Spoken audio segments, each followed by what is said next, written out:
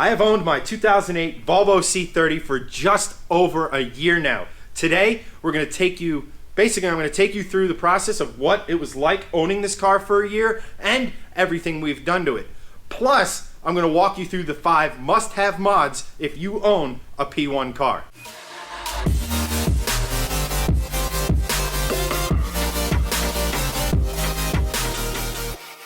Hey guys, what's going on, and welcome back to Shifting Lanes. My name's Chad. This is my 2008 Volvo C30 project car that, like I said before, I have owned for just over a year now. So today feels like a great day to just kind of walk you through everything we've done to the car and what we still have planned for her. So as you can see, our engine bay isn't exactly stock. However, we did have to do a couple general items before we kind of got onto the fun stuff. So the first thing I actually did to this car, or had done to this car, were the front axles. They're a known weak point on these cars, and since we were going to be chucking a lot more power than this thing makes stock at it, I figured get those done, one less thing to worry about.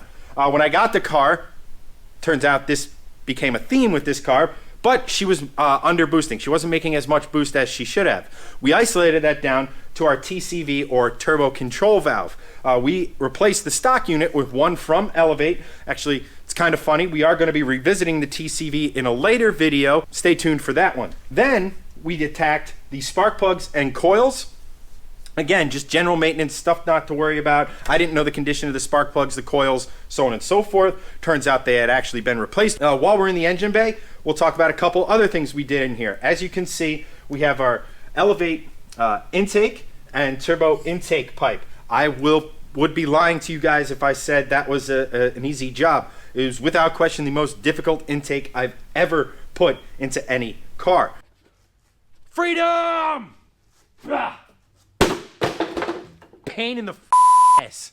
The intake itself, well, there's some debate. I shouldn't say there is some debate. The widely held belief is that the stock airbox is pretty much the most efficient and best airbox you can get for your cars. However, this makes a lot of induction noises. You hear a lot of different turbo noises, wastegate, the CBV, or what effectively works as the blow-off valve in these cars. So there is some visceral benefit to getting that. As you can see, we also did the Elevate intake manifolds. Now I did the upper and the lower. The benefit to this is effectively just a much larger volume of air going into your combustion chamber. More air, more fuel equals more power. As any of you can attest, more power is always better. There is no debate in that. Even if you drive a front wheel drive car without an LSD and torque steer is an ever-present danger, it doesn't matter. More power, always better. Another one of the things that we had to do that was kind of general maintenance to this car was actually pointed out to me by Ben and the guys up at Rolling Motors. If you remember, Greg took his V70R up there to basically be turned into one hell of a badass machine. But we basically saw that there was some weeping coming from our PCV, or oil filter housing, whatever the hell you want to actually call it. So we replaced that. That's bit of a fiddly job, but it was relatively easy, especially considering we had an aftermarket intake in the car, and it was real easy getting that out to access that. And the thermostat, which was another thing we had to replace, just general maintenance, because things go boom when you don't address that sort of stuff. So we took care of those two things. Also, we have a new timing belt and new cam seals in here. Those were done actually very recently, but all this stuff was, all the maintenance stuff was done to just make sure we had a clean platform to work from. We've also done out back, we have a brand new chassis brace in the car. That really helps because these Volvos are known to have a little bit of a soft rear end, so they kind of pitch back and forth when you're hard cornering and hard accelerating. A little bit of an odd sensation when you're driving a front wheel drive car. That's more of a rear wheel drive car kind of a thing. But at any rate, our chassis brace, it was actually donated by a viewer, which is awesome. So check out the link below for his stuff, because it turns out it was a great product. This all leads me to basically the 5 must-have mods you need to do to this car. All this stuff is great and it's awesome, and it all serves a purpose getting this thing north of 300 horsepower to the crank. All of it is awesome, but the C30 is already a really fun platform from factory. So with a couple tweaks here and there, you have a very, very awesome machine. And the first thing you're going to want to do, and that is wheels. Now, Many of our more loyal viewers will notice that I've had, well, technically 3 sets of wheels on this car. I've had the stocks, I've had the 1552s, and now I have the Koenigs. Now I still maintain those 1552s looked awesome on this car. It is a hatchback. Those wheels are kind of retro. It made the car kind of look like an early 90s Group A rally car. I dig that look. I was a huge rally fan back in the day, and I loved the nostalgia that those wheels brought. The downside to those wheels is that they were very, very heavy. I think they were 22 or 23 pounds. These wheels are 19 pounds. That is huge. I mean, tackling the Type R is going to be a monumental task, so we need every advantage we can get. Hence, lighter wheels and tires. We have much better rubber on here. We have Bridgestone Pretenzas. So if you have a P1, definitely look into getting some nice wheels because it really offsets the look of the car and you can have some pretty awesome performance benefits. Number 4, and that is a front mount intercooler. The stock intercoolers on these cars are actually pretty good. You get a front mount intercooler. A lot of turbocharged cars don't come with that from factory. However, when you start getting into the hotter temperatures of, say, summer, or if you live down south or anything like that, they start to lose efficiency. I.e., if I was to drive this car around now when it's 30, 40 degrees outside, the stock intercooler would be happy. It'd be fine. It would work pretty well. However, you don't do a lot of your performance driving in the winter, or at least I don't. So that means I do a lot of hard driving in the summer, so on and so forth, like pretty much everyone does. Enter the Elevate front mount intercooler and intercooler hard pipe. Now this is a much larger and much more efficient unit than stock. It works at much higher temperatures. The hard pipe is a larger diameter, so it increases the volume of air and effectively allows a denser air charge to get into your motor. Like I touched on before, all the intake stuff is really good, but you can really get away with the stock intake. If you're going to do anything to the induction side of these cars, I recommend it's a front mount intercooler. Number 3, the third best mod you can do to this car is suspension. Now I already tackled some of that with the chassis brace in the back, but if you really want to wake this car up, really want to make it an absolute riot to drive, I highly recommend you go coilovers. We did Bilstein B14 coilovers on this car. You can get their big brother, the B16s, which offer a lot more adjustability, but for what we need, for what we have on this car, the B14s are awesome. It woke up things like turn-in on this car. Turn-in on this car wasn't bad on the stock suspension. It's just on a whole nother level with the coilovers in the car. It actually, you can really feel what the front wheels are trying to do. You feel a little bit more connected to what's going on out back, and you can adjust the ride height so we can fix that horrible gap between the rear tire and the quarter panel. It's just such a great mod. It gives you raw confidence that you can just chuck it into corners and come out the other side pointed in the direction you want. It is a mod that I recommend anybody do, especially if you get high quality coilovers. KW, Bilstein, BC. If you get a high-end coilover system on your car, you're going to get all those added benefits. Yes, the ride is going to be a decent amount firmer, but it's not going to be bone shattering. You're not going to sacrifice a lot of comfort in the pursuit of more speed. I cannot recommend this enough. It is definitely something you guys should look into doing to your car if you haven't already. I got mine from FCP Euro, and FCP Euro is an awesome company to work with. They have a lifetime replacement guarantee as long as you own the car on a ton of parts. If you own a European car, definitely check them out. Number 2, basically if you're looking to add any sort of power to pretty much any car, specifically cars with flashable ECUs like the Volvo here, a tune is a must-have mod. It is something you absolutely should do. It should be budgeted for when you do, just like you would do an exhaust, an intake, or anything like that. You absolutely should do a tune. Our first tune was from Elevate, and it worked really, really, really well for this car. The only reason I changed to Shark was because I had an opportunity to work with them. They are widely regarded as one of the best tuning companies for these platforms. Tunes just make everything better. It maximizes things like, again, like all your performance parts. It's also makes sure the car works as it should. It actually keeps the car safer, even if you're running more horsepower. It's just something you absolutely should have. And that brings me to number 1. Let's face it, our cars are not purpose-built race machines. As much as we would like them to be, with all the time, effort, money that we put into them, they're effectively fun daily drivers. So what makes a fun daily driver? Well, in my opinion, it's a lot of things. It's feel, it's acceleration, it's how a car holds in a corner. But chief among all of those is the way a car sounds. If you have a quiet car, you don't really feel like you're driving all that fast. It doesn't feel all that fun, even if you are going quite fast. And that's where exhausts come into play. We have a 3-inch Elevate exhaust on our car, and that's from the turbo back. We have a 3-inch downpipe going into this exhaust system. It's a little dirty, and I do apologize for that, but I use this car. But this thing makes the car sound so much more aggressive. It really, when you're accelerating, it howls. I don't want to say screams, because Greg's car screams. My car, it growls in a very aggressive manner. On downshifts or on the overrun, it cracks, it has pops. It gives you all those sensations of a car going very fast without going ludicrous, illegal, dangerous, whatever speeds that aren't really suitable for the road.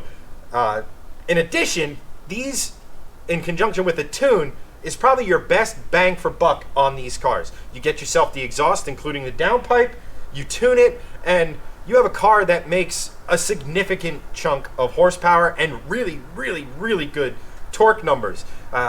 You put this with the tune, with the suspension, with the wheels, with the front mount, and you end up with a really great car for not a ton of money. And that brings me to what the hell has it been like owning this car for a little over 13 months at this time? And as you can kind of gather from a lot of the mods and the description of the mods and everything like that, it's a really fun car. It's not crazy powerful, so you don't have to worry about overpowering public roads or anything like that, but it's not slow either. It's a perfect combination for a great daily driver. Working on the car, well, it's like anything else. Some things are hard, some things are relatively easy, some things should be easy but are a pain in the freaking ass. Case in point, removing the stock airbox was unbelievably difficult, way more difficult than it rightfully should have been. Things like the exhaust were relatively simple. It's just a little finicky because you are getting up underneath the car. You do have to run over the rear axle with the exhaust, but you kind of have to do that with every car. The front mount was actually shockingly easy, even though it required the most disassembly, or the most outward looking disassembly. The intake manifolds were a little bit finicky because obviously, again, you can't really see what you're doing in here, especially if you're doing it by yourself. But all in all, most of the work to this car, so apart from the axles, the timing belt, the cam seals, and the boost issue we had, I did everything else on this car. And if I can do it, you guys can do it. So I want to encourage you to work on your vehicles. These vehicles aren't the easiest vehicle I ever worked on. For example, my Lexus was way easier to work on than this car, but that shouldn't deter you from doing all this stuff. It is doable. You just got to allot yourself some time, be patient, something I unfortunately lack, but you can do it. So basically, you have a car that can be worked on, a car that's fun to drive, a car that makes all the right noises. Parts for it they're not cheap, but they're not BMW expensive, for example. So it just makes a really good platform. I got this car for $5,300. I've probably put a lot more than that into her, but if you'd stick to my 5 mods, you could probably have a ridiculously fun, awesome looking car that sounds great for right around $10,000 to $13,000. That's a hell of a bargain if you ask me. And that kind of brings me to what we have left for this car. What do we still need to do to this car to get her pretty much as done as she's going to be for the Type R challenge? Well, one offshoot of having very sticky summer tires in the weather we currently have here in New Jersey is, well, they don't really want to grip when you put your foot down, especially at the power levels we're making in this car. When I lose traction, I've noticed I've got wheel hop, which is very disconcerting and obviously not good, especially if, let's say, drag race with a Civic Type R is in this car's future. So we have a bushing kit from Whiteline that we're going to be doing to the car that should help alleviate a lot of that. That should be either the next video or the video after that. We still have to work with Shark on the tune. Shark makes an amazing product. They are very, very good with these P1 platforms, Volvos, and a lot of European cars in general. But the absolute best part of what they do is that they don't just ship you a product and then you're done with them. You give them feedback, they fine-tune it. You give them more feedback, they continue fine-tuning until they get your tune as close to perfect as you can possibly get it. And frankly, that is awesome. So we are basically going to be eking out every last horsepower we can get out of this engine based on our supporting mods and the K04 turbocharger. We should be in the 320-ish to the crank if, well, the internet is to be believed, but hey, we'll cross that bridge when we get there. A dyno video is definitely coming soon. I just got to get the wheel hop situation figured out, the tune figured out. We are going to be addressing the TCV like I talked about before. Elevate makes great products, guys. I don't know what you've read. I don't know what you've seen. Elevate makes really, really good products. It's just when you're kind of mix and matching, say, an Elevate part with the Shark tune, sometimes you have to replace parts to play nice with the new tune, and that's kind of something we've run into with that. But after that stuff, and I'm sure there's some general maintenance stuff that's going to prop its head up at some point, you can stop sending me links for new ones of these, painted and all that other stuff. I have actually found that piece, and probably by the next time you see this car, this will no longer be an issue. I do need to refresh the headlights, but that's down the road.